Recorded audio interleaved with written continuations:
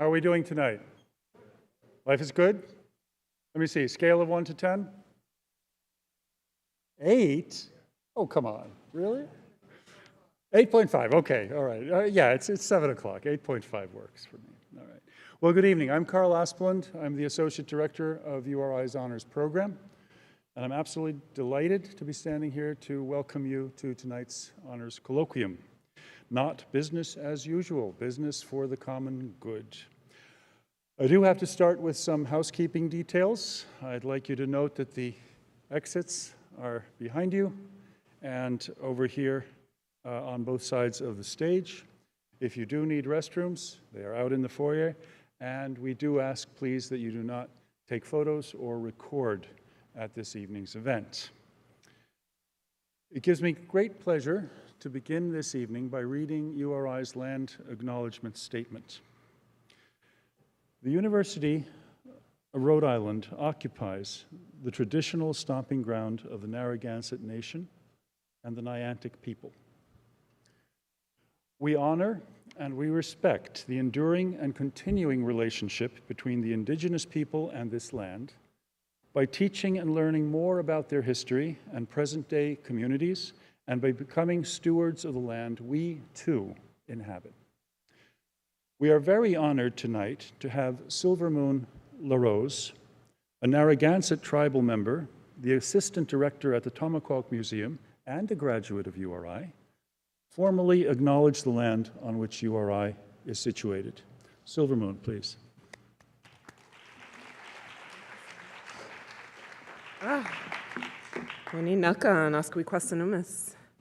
Indigenous people have been engaging in business practices for millennia.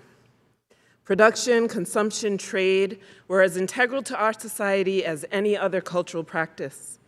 Economic success was measured by the outcome: strong, healthy, independent, flourishing, vibrant communities. Everything for everyone. That was the goal. And there was no benefit to throwing people or relationships or the environment on which we rely under the bus in order to reach these goals. The system was only successful if we could ensure that it could continue for the benefit of the next 7 generations.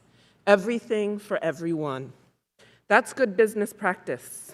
Let's get back to systems that look out for one another, business for the common good.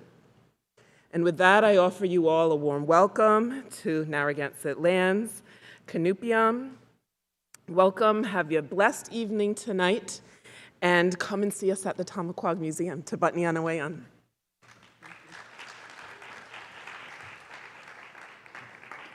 Thank you, Silver Moon. Now, this colloquium celebrates the 100th anniversary of the College of Business and the 60th anniversary of the Honors Colloquium itself. It represents and celebrates what the Honors Colloquium does best, namely, delve into the major issues of our time. It also embodies the new direction that we are heading in honors education here at URI, namely, to prepare our students to become change agents in a daunting, complex world. Now, producing this series, a series of this scope, requires 1 or 2 years of planning and many campus partners, and we would like to thank, especially right now, the colloquium coordinators, Christy Ashley, Doug Creed, and Sarai Ergin from the College of Business. I see them here somewhere. There's Sarai. We will see her on the stage in a moment, and I would like you to please acknowledge them with me tonight. You can see a number of sponsors in our program. We are very pleased to have them, and we thank them for their support. And I would like to give special thanks to the President's and Provost's office and to the Dean of the College of Business, who are the President and Mary, his wife, are gracing us with their presence here tonight. And beside them, you will find Dr. Rogers, our Dean. So welcome to you. Thank you very much. Now, as the Associate Director of Honors, I would be remiss if I didn't come up with a fundraising pledge right now. So I would like you to help me pledge support. And we recently received word that a generous donor has set up a double impact challenge for our honors program, related to the Day of Giving here at the university on October 5th. You can see a QR code up here on the screen behind me, so no excuses. You can get that QR code, and if we meet that $5,000 challenge, this donor will match that, and your donations can be as large or small as you like. They will fund things like student projects, travel and social events, experiential learning experiences like transportation costs for projects. We're hoping to send students out onto Narragansett Bay to work on big data fish counting projects with the Graduate School of Oceanography, for example. We need IT upgrades in our classrooms. We need faculty training in the best practices of honors so that we can teach these students in the best way possible. And we have also commissioned a set of art pieces recently that will portray the diversity of our honor students over the years. And the first 4 portraits of these will be unveiled at our opening on October 18th, so I hope to see you there.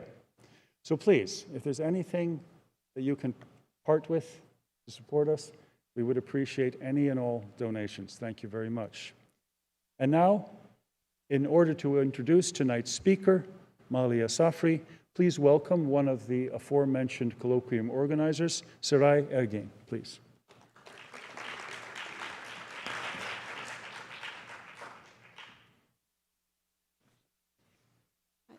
Dr. Maliha Safri is a professor of economics at Drew University. She earned her PhD in economics from the University of Massachusetts in Amherst. Her academic research has focused on collective economic practices, specifically worker, food, and housing cooperatives.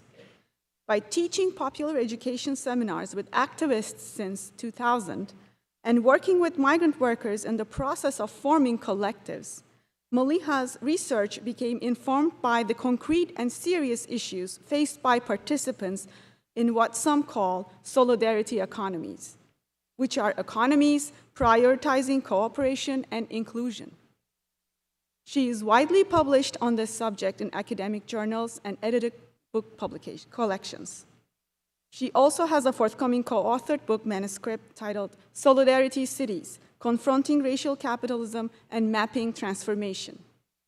This book shows how solidarity economies are fulfilling crucial needs in food, housing, and fair finance, and contesting harmful economic forces, including exploitation, gentrification, and predation in cities of Worcester, Massachusetts, Philadelphia, and New York City. Please join me welcoming Maliha Safri.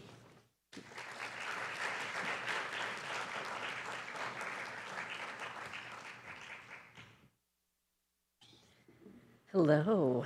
Wow, everyone's really in the dark over there when you're in the lights.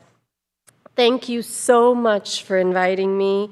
I saw some of last year's lectures from the Just Food series.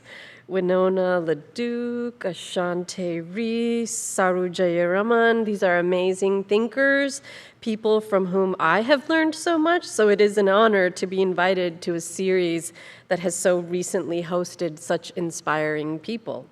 Thank you, Cloud Moon La Rose, I can't see you, Seray Ergeni, Doug Creed for all your help in thinking through today. And the good news is, if you are curious after tonight, you can of course come find me, email me, but you also have some amazing people right here on campus writing and thinking about these issues.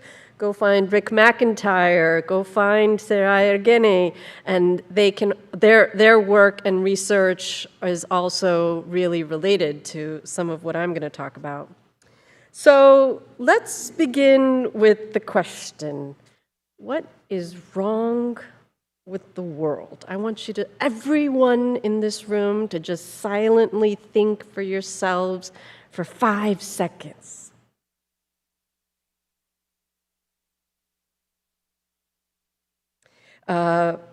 We each probably have our own answers, but I bet you one thing, very few, none of us probably answered, nothing is wrong, everything is fine, this is the best we can ever get to. So that little mental list of what is wrong, I want you to keep it. we are going to need it if we're actually going to do something about it. And maybe what I'm going to speak to addresses what you had in mind, but maybe it doesn't. And we still need you and your ideas, because one point that I am going to stress is that there is no single magical bullet solution to all of our problems, and it is going to be about engaging in 1,000 different strategies that add up to systemic change. I want to go back a little bit in time, though, to where the status quo was being defended. In the 80s, I know that for our younger folks in the audience, that this is quite going back in history, but at the height of Reaganomics and his counterpart on the other side of the Atlantic, Margaret Thatcher in the UK, both figures became key to what is understood as neoliberal economics. The slogan, "There is no alternative," was often used by Thatcher to claim that an economy based in free markets is the best, right, the only system that works, and debate about this is over. The status quo, the existing state of affairs, should be maintained. Nothing is wrong. In the lower corner over there, you can see something that came to stand for the philosophy of Thatcher and Reagan, the World Economic Forum. That has become an annual meeting held in Davos, Switzerland, brings together corporate leaders and world leaders by invitation. The World Economic Forum is itself an organization that lobbies for corporations all around the world. But membership requires having a company with $5 billion in annual revenues. The meetings are, of course, invite only. Naomi Klein has called the new version, the most recent version that neoliberalism is taking, disaster capitalism. What she was talking about in that book is how when there are disasters like hurricanes or social events like the fall of the Soviet Union, there is a spate of policies pushed through as the common sense package about how to build economies. And they are overwhelmingly free market-oriented policies that privilege private profit-making, deepen inequality, and push more and more to the brink of survival. For instance, after Hurricane Katrina, policies favoring market approaches to education, that is, charter schools, were forced in, and in 2023, New Orleans became the largest city in the United States where private charter schools have 100% replaced public schools. A conservative politician speaking at that time had simply bluntly stated, when speaking about the complete destruction of public housing in New Orleans, quote, "We couldn't do it, but God did." And yet, despite this consolidation around neoliberal policies as the best, the only way to organize economies, we know very well that even back in the 80s, there were consistently disasters that killed millions of people, even though the world actually had resources to distribute. This doesn't seem like the best we can do. Now, in the face of that, in 2001 in Porto Alegre, Brazil, something called the World Social Forum began to meet in direct opposition to the World Economic Forum. It brought together 35,000 activists from social movements and organizations all around the world, quote, engaged in concrete action towards a more solidary, democratic, and fair world. And their slogan on the bottom was very possible. Another world is possible. Just talking about another world means they're already starting to talk about systemic change.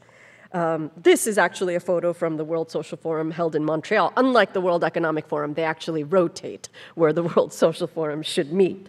Now, lots of countries started having their own social forum. The US Social Forum in Atlanta, 2007, later in Detroit, brought together thousands of US activists. And circulating around all of these social movements, there's this other question. Another world is going to need another kind of economy. What is the economy even? Now, most of us are familiar with those ticker tapes at the bottom of the news listing the value of average stocks in the top 500 US corporations, what the gross domestic product is of the United States or the top 10 countries in the world. But scholars like the ones I have been working with, community economy scholars, at this point through hundreds of different research projects, have demonstrated that the economy is actually diverse, more diverse than looking at GDP numbers would lead us to believe. And maybe some of the alternatives we're looking for, those other worlds, are happening right under our noses. So in this vein, the work of J.K. Gibson Graham and the community's economies approach that they inaugurated, along with the work of many other people coming out of UMass Amherst, is especially helpful for identifying and categorizing diverse economic practices, not just capitalist ones.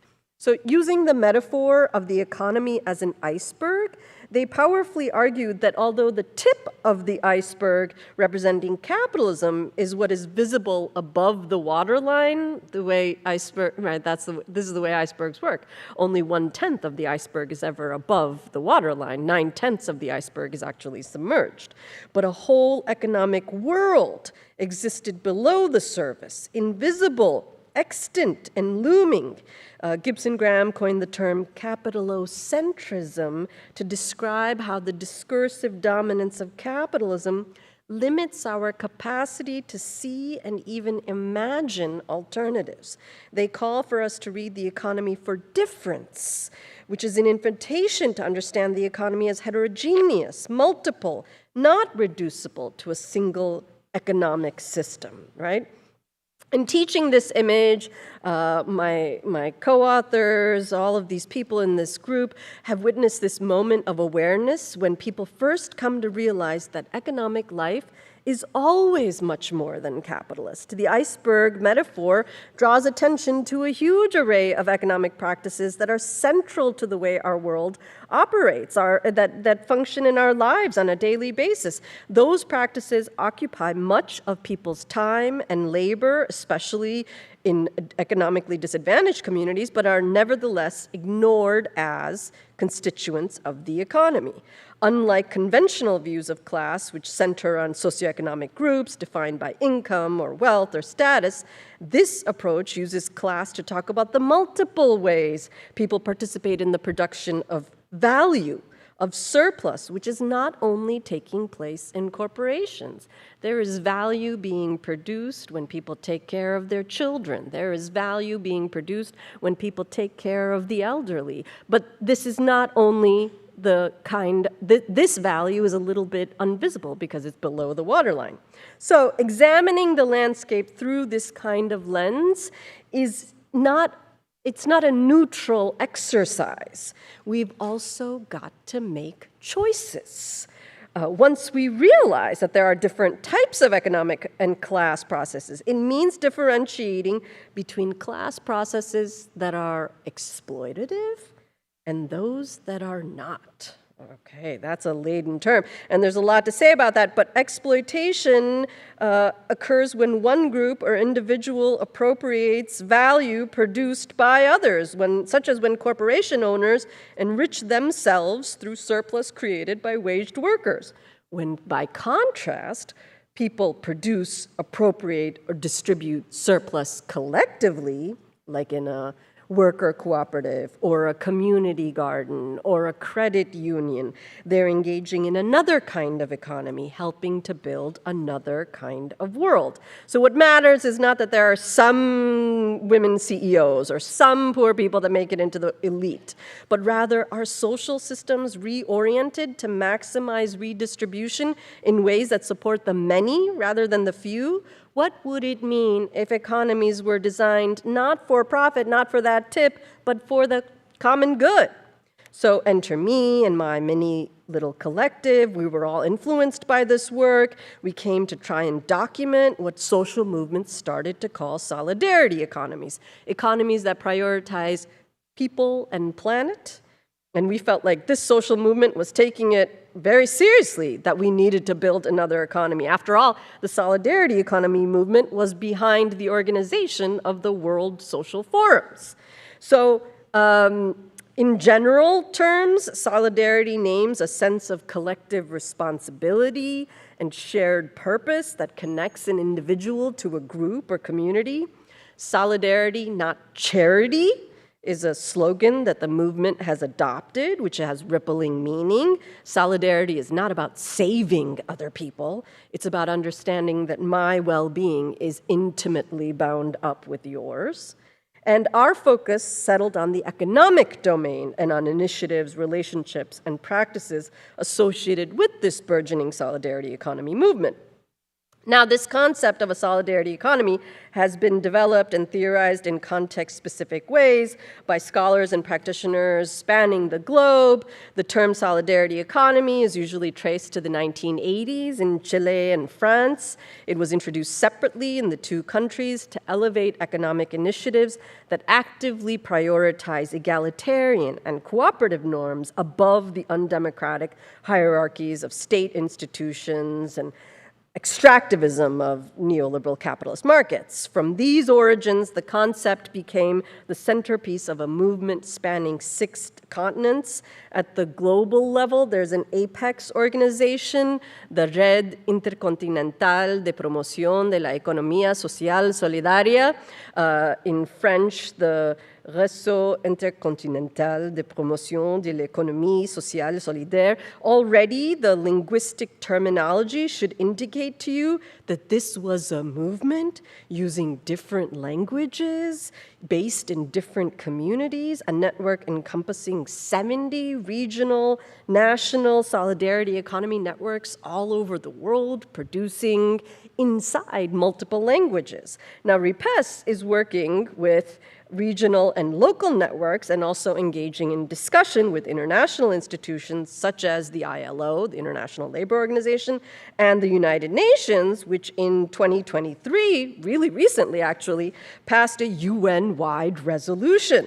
The United Nations encourages member states to promote and implement, this is quoting from the resolution that got adopted by every single member of the UN, to promote and implement national, local, and regional strategies, policies, and programs for supporting and enhancing the social and solidarity economy as a possible model for sustainable economic and social development, taking into account national circumstances where appropriate, making visible, when feasible, the contribution of the social solidarity economy in the compilation of national statistics, etc. The resolution goes on. Now, inside, there's a lot of caveats. When feasible, member states should do this, taking into account national difference. But still, every single member state is supposed to encourage social and solidarity economies because this is going to be the kind of model that supports sustainable social development and all those sustainable development goals that got enacted and passed by the United Nations in the last decade. So why? Why would they pass this? Why are they interested in this model, right? Now, I think that several features of this movement are marked by a kind of counter politics. Much of the energy of the movement has come from post-colonial contexts of the global South. Solidarity economy movement contrasts a little bit with conventional social movement theory. And there's a kind of decolonial thread running through portions of the movement, rejecting monolithic top-down approaches and embracing diverse cosmovisions, forms of knowledge, and emancipatory practices. Now, respect for variation in local contexts is paramount, as might be hoped for a movement centered on solidarity. The network is global, but the work of defining the solidarity economy has largely fallen to practitioners organizing at national, regional, or local scales. So it's at those scales that people are trying to figure out what's it mean to try to live and act solidarity economies. And this has led to a lot of terminological and conceptual diversity. In some regions like Quebec, the older term social economy is preferred to solidarity economy. Elsewhere in Brazil, the opposite is the case. In other contexts, especially in France and Francophone Africa, the concepts are differentiated and conjoined in the expression l'économie sociale et solidaire, right? But everywhere there's been a massive effort to document, map, social and solidarity economies in order to both make them visible to us and to develop them. Let's support them, let's grow them. And one way of doing that is by mapping where they are. Lots of cities, including inside the US, doing different maps, lots of countries, right? And since the United States was actually lagging far behind the last of the OECD countries, we, my co-authors, Craig Borowiak from Haverford College, Mariana Pawlowskaya from Hunter College, Stephen Healy from Western Sydney University, Emily Kawano from the US Solidarity Economy Network. We applied for a National Science Foundation grant and helped create that first national map of the US solidarity economy. But my co-authors and I did most of our work at the urban level, right? So Craig, Mariana, and Steve and I, we wanted to see how it was at the urban level. We understood this was a priority for the movement, but we were a lot more interested in the cities where we were working, where we were engaging with lots of different kinds of solidarity economy groups. And we wanted to see how people are collectively meeting core human needs over the long haul into the present, and we're not talking about luxuries. We are talking about housing, food, dignified work, fair finance, all through practices set in opposition to capitalist ways of providing for these goods and services.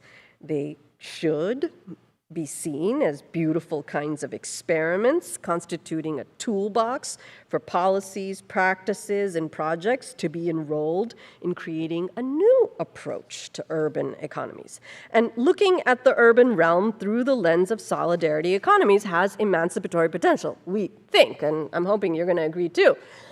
We worked with activists, we did surveys, interviews, participated in movement campaigns across all 3 cities, gathered data on formal solidarity economies in New York City, Philadelphia, and Worcester, Massachusetts. One small, one large, and then the largest city in the US. And this is just one quick picture of all the collectives that come together on the basis of solidarity. Affordable housing cooperatives, community gardens.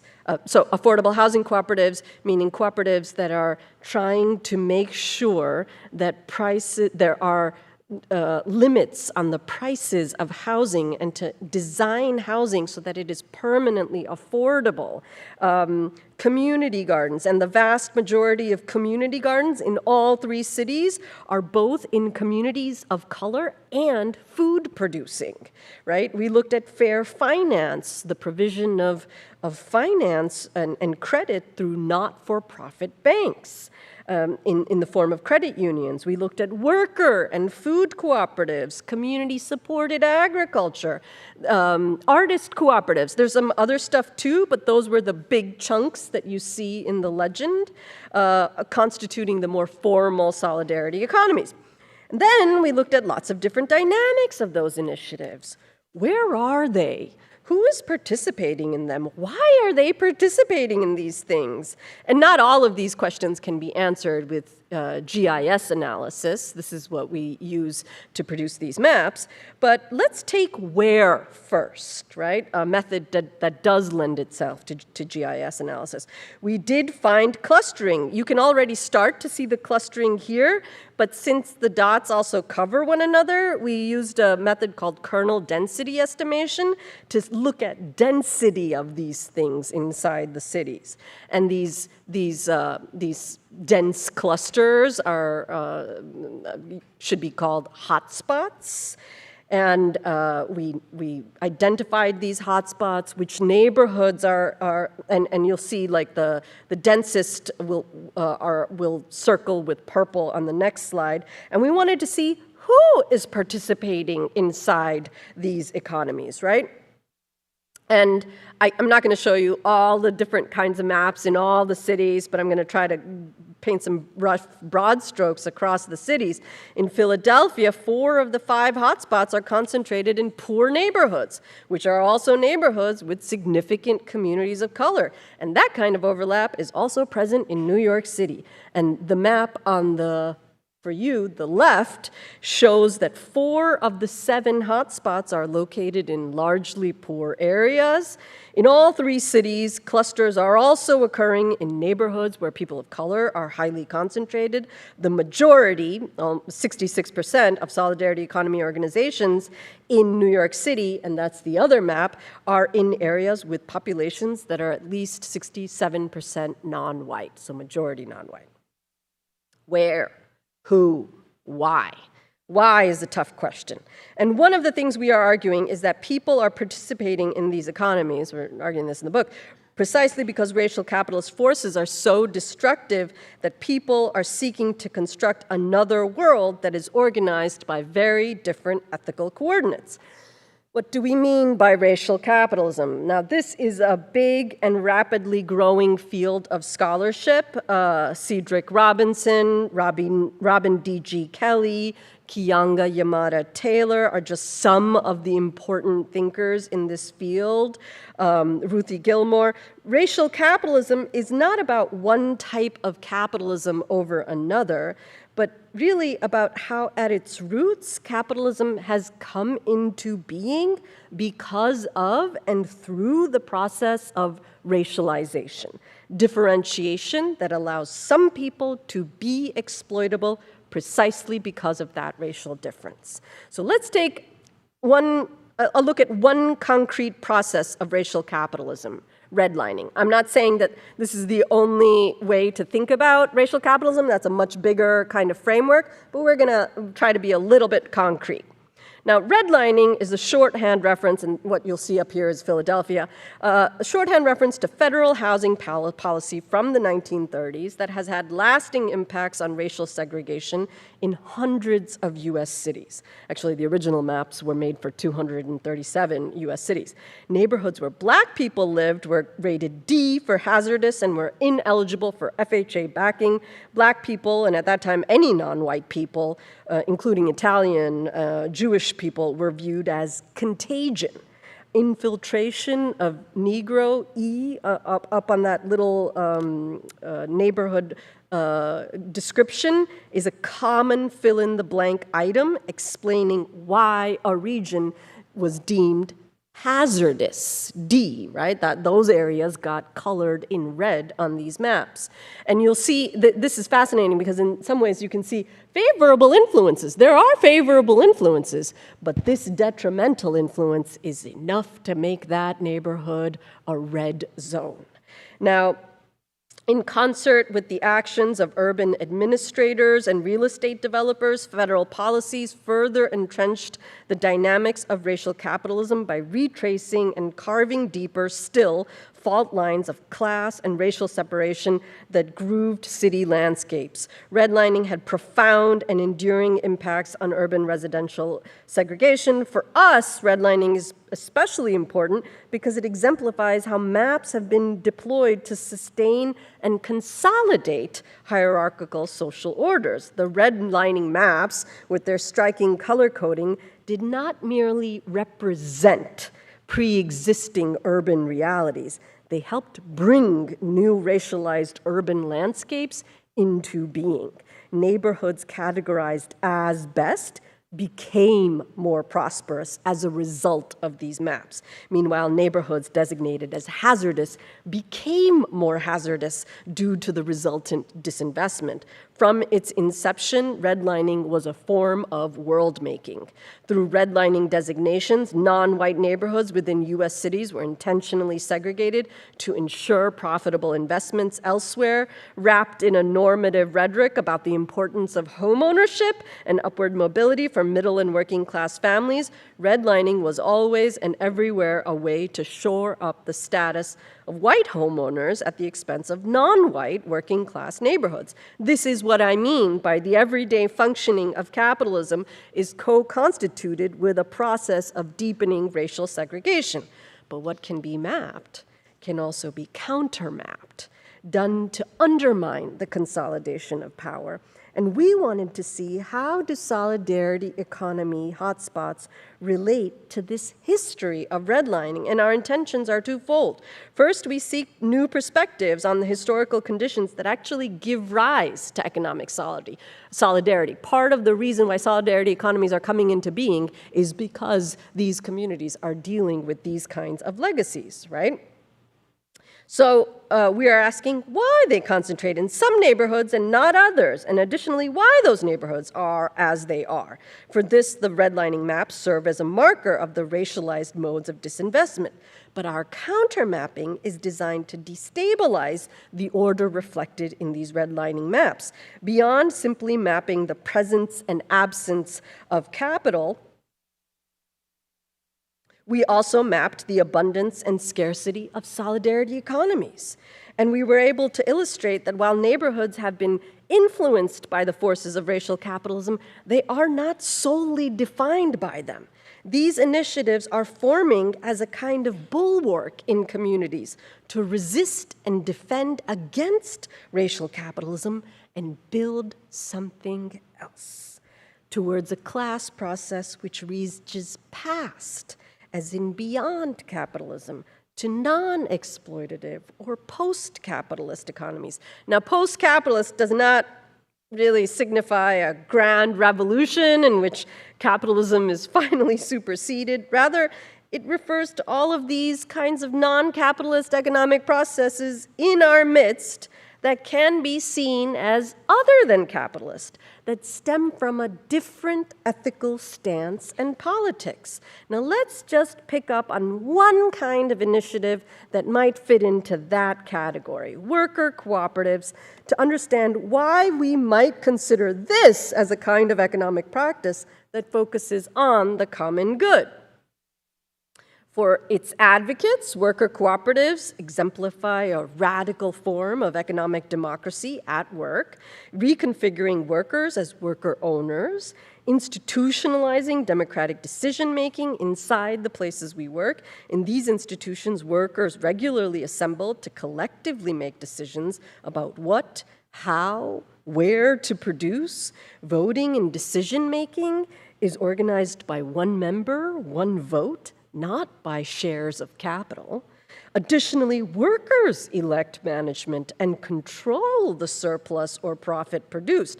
And it turns out all of these kinds of changes really transform the firm, the basic architecture of the firm. And our project, at least one of the many projects that we participated in over the last decade, emerged out of a comprehensive survey of all the worker cooperatives then in existence in New York City. So 2013 to 2016, right? The survey was organized in partnership with the Worker Cooperative Coalition of New York City and a nonprofit called the Federation of Protestant Welfare Agencies. The survey culminated in a report containing data on payroll, employment, and revenues of worker cooperatives in the city. And while this is only one data snapshot that we produced, it's really valuable since it actually turns out to be the baseline year. And I'll get to that in just a second.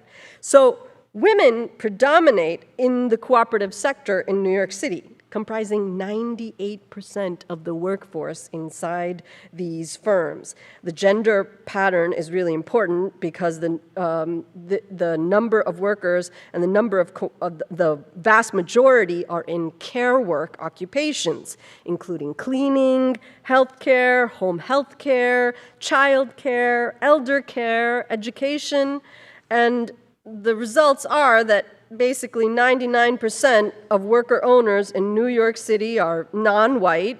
Hispanics are the majority group at 70%, followed by Black women at 28%. So the average face of workers creating, developing, and maintaining worker cooperatives in New York City is the face of a woman of color. And she is doing it in caring labor occupations where the average wage is actually very low.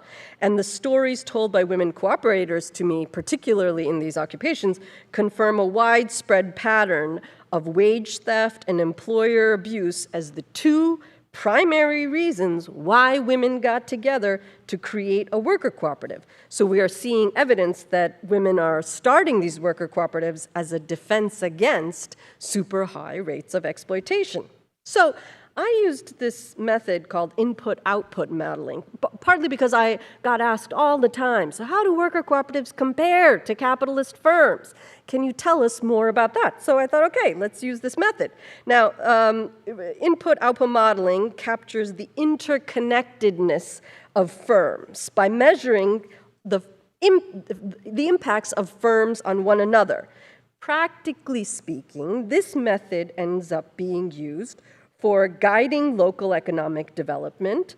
I used Implan, the most commonly used software, combining data on American firms, nonprofits, and households from the USDA, Bureau of Labor, and Census. By inputting data on wages, payroll, total employment, the model can be used to arrive at average effects of a firm. So for example, the average construction firm in New York City with $1 million in revenue will usually spend a certain X amount on supplies, and those suppliers spend Z amount on hiring and paying workers, and those employees, if they are average households, will go out and spend R amount on food, shelter, education. Basically, these models help us account for all the local iterations of spending. Input-output modeling is meant to capture the multiplier effect. So every time there's a projection of, oh, a new stadium is going to get built in this city, they use this method to project how many jobs, what will be the local economic impact of this project, right? So I used this data to look at the worker cooperatives, right? And we, on average, in worker cooperatives have about $58.7 million in revenue. It's not a huge sector, I'll admit. Now, they have to charge the same prices as capitalist firms because they're competing for consumers with them in the same markets. So the revenues of similarly sized capitalist firms are actually about the same, right? But there are some differences in how they act. Worker cooperatives go out and they actually hired 2,486 people, but capitalist firms would have hired 1,163 people, and they would have spent less on total payroll and diverted the rest as profit to owners. And I'll come back to why this is actually really important. Worker co-ops, it turns out, actually spend about the same amount as capitalist firms on supplies. So the indirect effect, that's this line, is about the same. Basically, this is trying to measure the supply side effects, right, of firms. And however, since the cooperatives hired more people, the big difference is in the demand side effects, or the induced effects. Worker co-ops hired 2,486 workers, paid them almost $58 million. So they're channeling a lot of the surplus to keep wages and employment the priority, whereas capitalist firms would have hired 1,163 workers with a lower total payroll because they're channeling surplus towards profits. So because worker cooperatives are devoting more to payroll, by about 16 million, they're generating a much bigger induced effect because those workers are going out and spending that money. And where are co-op workers spending this money? Almost entirely inside the city they live. Turns out they're not taking fancy yachting vacations to Italy. Now, they're spending this inside the local city, growing the economy more than capitalist firms would. So because induced effects are larger for cooperatives, this actually leads to a pretty dramatic effect. Worker cooperatives generated more total economic output than average capitalist firms with the exact same revenues, with the exact same pricing structure, would have generated in the exact same line of business. Now, it turns out this is a pretty big deal because this means, wow, when you want to make the case that this is actually, good for local economies. It turns out this was one of the things that actually there it is. This is one of the reasons that the New York City Council passed in 2015 a funding initiative to grow more worker cooperatives. You don't have to be particularly progressive, turns out, to support this kind of project of more stable communities, more stable jobs, more spending in city economies on basic needs for families. It turned out that the city council was pretty easily able to get behind this, and now when you go to newyorkcity.gov, you can find a list of resources about where to come in contact with different kinds of nonprofits. Here's where you express interest, how you want to start a worker cooperative. Here are some places to go for financial resources. Here are some places to go for legal resources. And they weren't necessarily, let's say, interested in the social equity part as much as they were in that last bottom line that I showed you, right? Now, I know I'm kind of coming close here, so I'm going to say that now worker cooperatives are just one of the many collective initiatives we examined. I was finding it hard to kind of draw this to a close because I felt like, well, there's so much, this is just one piece. This is just one type of economic practice that we looked at. There's so much more to say about housing cooperatives and how they work, but they're not working in the domain of production. They're working in a different domain of housing, and they have different kinds of problems that they're dealing with: gentrification, displacement, and so the way that the economic let's say, effects are going to be different for housing cooperatives. And then I wanted to talk about how credit unions are actually tackling predation in financial markets, and how are community gardens working against food deserts and food insecurity. So each of these initiatives is actually designed to fight and resist a different kind of problem produced by racial capitalist forces, right? Our problems are many, and the solutions will also have to be many. I'm not here to tell you that worker cooperatives is the one solution and that this is what this is the thing that we need. We're going to need a variety of solutions to the many-fold problems that we have.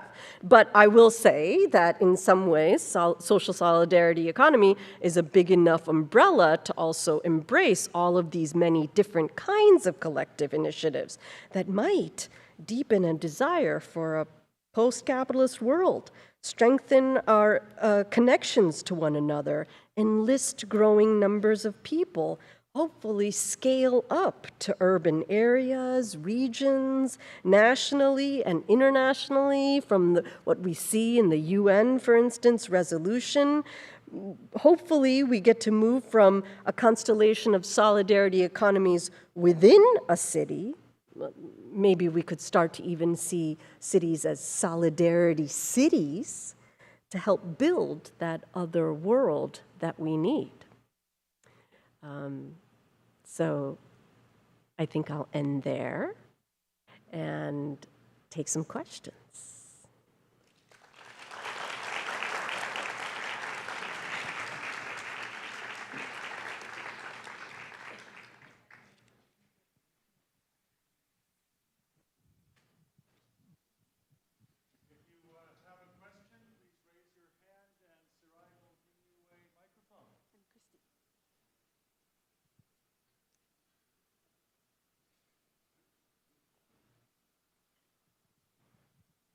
Hi, Karen DeBrun from the director of the Honors Program.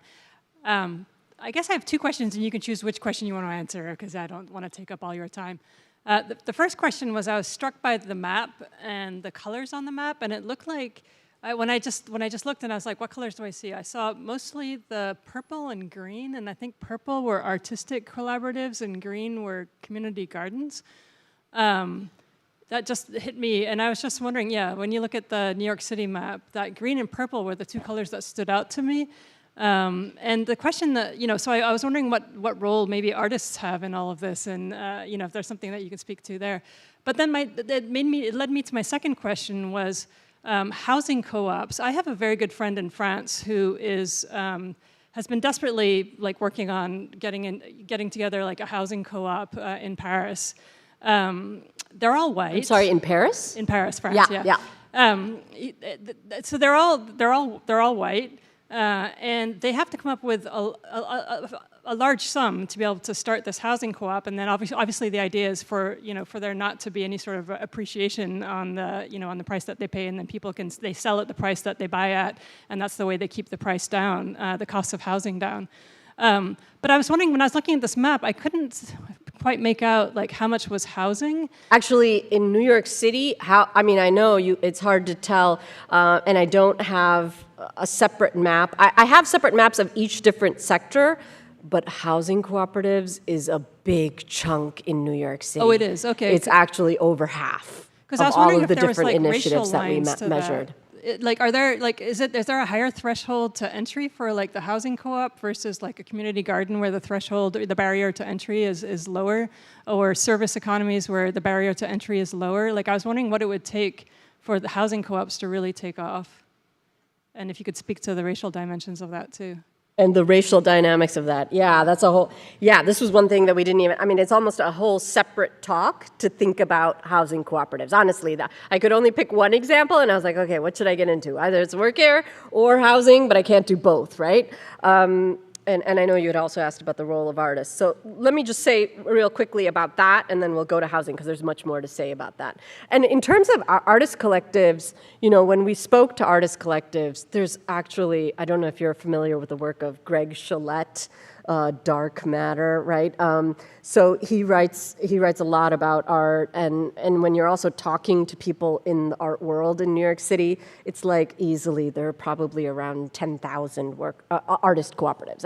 They're actually, but they're also not all of them even have web presence. Not all of them are necessarily active year-round, and there's no sort of centralized federation or umbrella group to work with like there was with housing cooperatives or worker cooperatives. So we could do what a sort of bare little scraping to kind of get to try to represent some, but we by no means have sort of even gotten the tip of the iceberg a little bit when it comes to artist cooperatives. So there's a lot more to say about that. And in some ways, they are extremely numerous, right?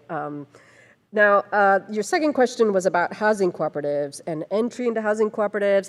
And boy, I'm so glad you asked this, because in some ways there are these two different phases of housing cooperative development in New York City.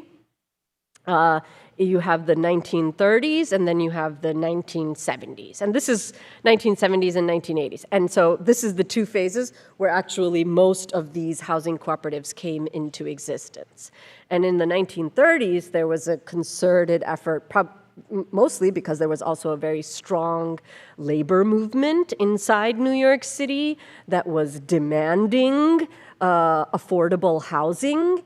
And so unions were working together with credit unions, and they created a new kind of institution that was backed by the New York State created a different investment vehicle to back these kinds of large-scale housing developments. And we were talking about if you see here, in fact, this is a problem because this map doesn't even necessarily show you the density, but one of the biggest housing cooperatives is right here, Co-op City, and that actually has 55,000 units. So it's only one dot on this map, but it literally has hundreds of thousands of people.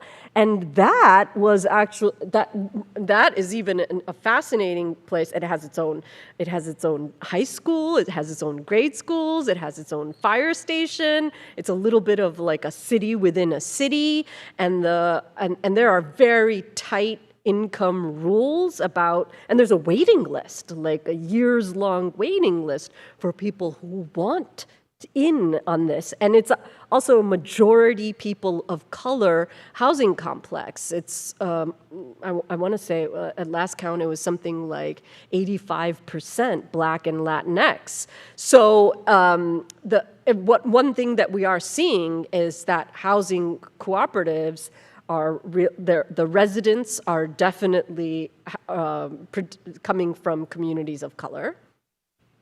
And so we have this kind of phase where there were large-scale developments, but think about constructing such a large-scale development that absolutely required not just private resources, not even just union resources, it required state and city investment. The state had to give, instead of, it had vacant land, actually there was like a large kind of amusement complex called Freedom Land, right? And so that went broke, and so they had a choice, the city had a choice, either private development or affordable housing cooperative development, and because of union pressure, they go this other way, right? So that's one phase where you have the state heavily investing in this kind of model.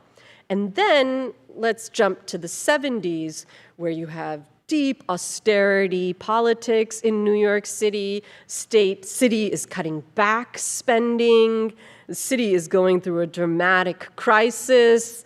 Landlords are abandoning properties because tax obligations were higher than even the revenues they could make. So you started to see a lot of these abandoned properties, but still had bunches of tenants in them. And this was another kind of housing cooperative that came into being through another whole legal vehicle. So the other older model was called Mitchell-Lama housing cooperatives, the bigger ones, and on average, they're very big, 700 plus units. And then the HDFC units are much smaller. We're talking 2 to 20 units, right? So they're much smaller buildings, and those buildings, because the landlords are abandoning responsibility, those buildings got actually, because of tax delinquent sort of, bills, those buildings were just being turned over to the city, but the city had no interest in running all of these thousands of buildings, so they turned them over to the tenants inside those buildings. And it turns out that almost all of the neighborhoods experiencing dramatic disinvestment in the 1970s were also communities of color, right? And so a lot of those housing cooperatives came to have majority residents of color, but because of state disinvestment, not because of state investment like that other model, right? So it's interesting because you have two different modalities of relating to the state, and we definitely see turnover being very, very low inside these housing cooperatives. So sometimes even when you see housing cooperatives in majority white neighborhoods in New York City, like if you see this map, and you know how like over here, N3 and N4, those neighborhoods today might be majority white, but because they're so full of housing cooperatives that are where the residents are primarily people of color, it's actually kind of not accurate to say that those solidarity economies are constituted by white people. Actually, those are almost like little oases where people were able to stay in those neighborhoods despite forces of gentrification. And so in some ways, it was a way for them to not get displaced because of rising rents, because they were locked into affordable housing and couldn't be displaced, right? So there's a lot to say about Paris, and I've worked a little bit with some Parisian folks who have been working on some fascinating kind of urban, community gardens and things like that. So I'm sure there's a lot that's super different in that context, but I almost want to say if we could carry some lessons here from New York City, then in some ways it's not impossible for the state to, it doesn't have to be just up to that group, right? It should also be something that the state could help support, potentially even subsidize, right? And that's what we saw in New York City.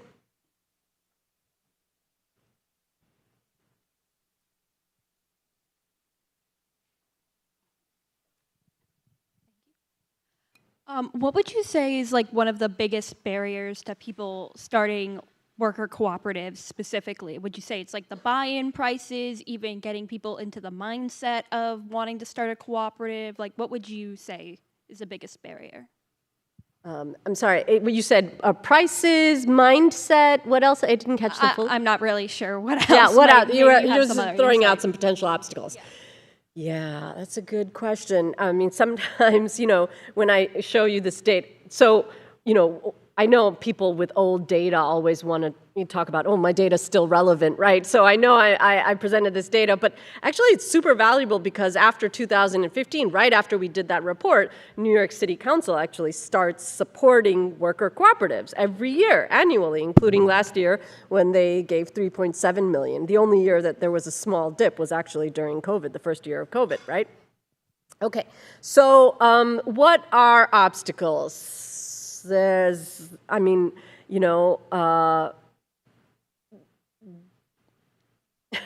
I'm almost hesitant because once we start listing those obstacles, it might even seem insurmountable. But, okay, let's face it. It's not easy to also borrow money as a collective. This financial system does not make it easy for a group of workers, 100 people, to say, we're going to own this asset together, right? Banks like to have one person to go after when they want their money back. And so there's definitely a hesitation on the part of for-profit banking to actually lend to worker cooperatives. And even credit unions have so many restrictions on how they engage in commercial lending that even they, in practice, can't actually, they have to have had someone in that branch who is experienced in commercial lending for more than 5 years for that credit union branch to even be engaged in, right? So there's a lot of barriers there, partly in order to kind of prevent credit unions from encroaching a little bit on the terrain of for-profit banks. So one whole set of problems is the capital, the financing to start a firm. And this is one reason why, in some ways, I think you see so many worker cooperatives in very labor-intensive occupations. You actually don't need that much money to start cleaning and childcare and healthcare. Well, healthcare, no, I take that back, right? That is actually pretty, and there's certification, there's licensing, there's a lot of coordination. So financing is one thing. I think that actually just human resources and training ourselves to make decisions collectively, that's not something that we're really accustomed to. Our educational system doesn't really teach us that. It kind of teaches us a little more to take orders, right? Not to build consensus and make decisions on the basis of how the group wants to proceed. So there's definitely that part that we need to actually train ourselves in order to engage in this collective process. And then, so there's definitely financing. I think that there's the human relations aspect to it. And then there's simply a cultural aspect to it too, right? One thing that I feel like when I'm speaking to Latinx workers, migrant workers, I do a lot of work with worker centers, and they actually have a lot of familiarity. Worker cooperatives are not this unknown thing, right, in many Latin American countries. When I'm talking to Mexican immigrant workers, they're like, oh yeah, worker cooperatives? The largest soft drink company in Mexico is actually a worker cooperative. I drink Boing all the time. I know what that is, right? So there's a familiarity where they're like, yeah, that's not a weird thing. I've heard of those things. I've heard actually good things about these things. And so there's a lot more actually just simply openness to participating in them because they're not unknown. So that's also one reason why we see Latinx workers really jumping into this, because it's also part of cultural traditions that they're carrying from home countries. Sometimes when people from I had some colleagues visiting from Brazil, and they're like, "What's going on? Why? How come there's only Latino people in these worker cooperatives, like, why aren't white people doing this in New York City or something, right? And I was like, I don't know really what to say here, but so in some ways that cultural familiarity should not be downplayed, even though I'm kind of listing it number 3 in this list. So, you know, those are some big ones, at least that I can think of off the top of my head. So I'm wondering if the solidarity economy has been accused of being woke yet. That would be an indication to me that you're beginning to make the capitalists worry. I'm sorry, I didn't hear you. Whether if it would be an indication that what? That the capitalist economy is getting worried about the influence of the solidarity movement. I don't know if you have seen that yet, this kind of pushback using these coded words that are so effective in so many realms of our existence. I noticed, just as a couple of observations, I noticed in our local newspaper, our state newspaper, the Providence Journal, Bank of America has an ad every single day for probably a couple of weeks now. And full page, which is enormously costly, but to Bank of America, it's pennies.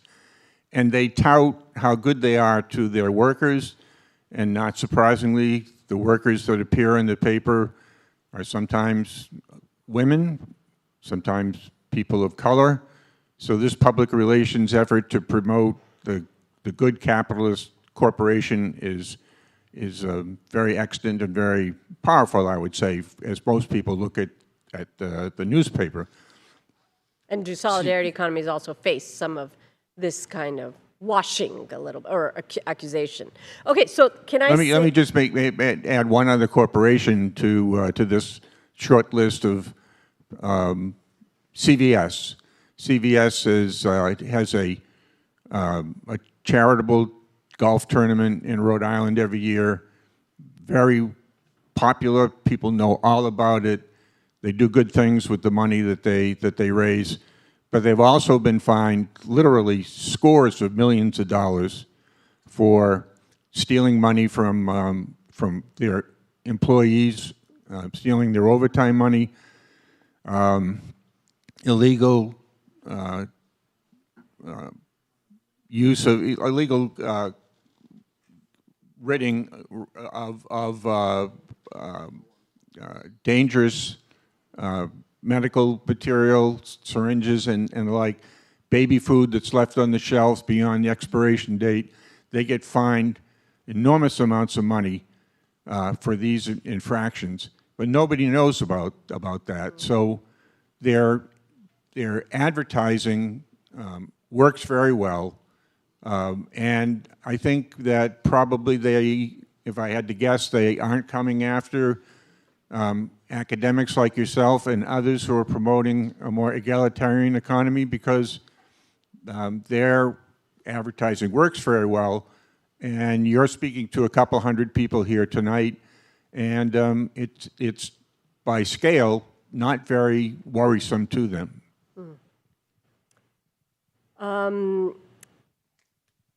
So I'll take the, are we being attacked as woke? Let me say, actually, no, that's not. I mean, to be honest, actually, what ends up happening is that, in fact, some of our work has been so surprising to people, because a lot of people were saying, oh, solidarity economies, that's like for people with the luxury to buy free trade products, that you must be actually talking about a kind of economy that actually works for a very elite kind of group, and that what you're can this actually address some serious system? So actually, more often what ends up happening when I end up speaking about this, they're like, really, solidarity economy? So like, aren't you really talking about something that like is for the elite? And so a lot of our work was try to show, well, actually, that's not the case. That's not, it turns out that it's not like, you know, really shishi food cooperatives selling $8 apples. That's not what we're talking about when we looked at what kinds of initiatives they are. So mostly we've been trying to like sort of say, actually, the composition is different than what people might have expected. So people are actually surprised to see this kind of data because they weren't expecting this kind of who to have been participating in solidarity economies. Well, thank you all very much for being here tonight. Please join me in thanking our speaker for a wonderful presentation.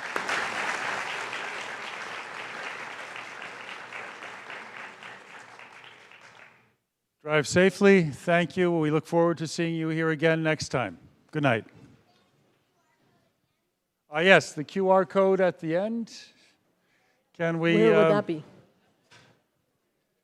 Should I just go through the last? I don't know where that is. Yeah, there we go. Okay, there. If you do have a minute, there is a survey here. We would very much appreciate your feedback. If you can snap that QR code on your way out and fill it out at home, please do. Thank you. I used to be a prophet. Oh my God, you do. Oh, so you overlapped with him before he went to CUNY.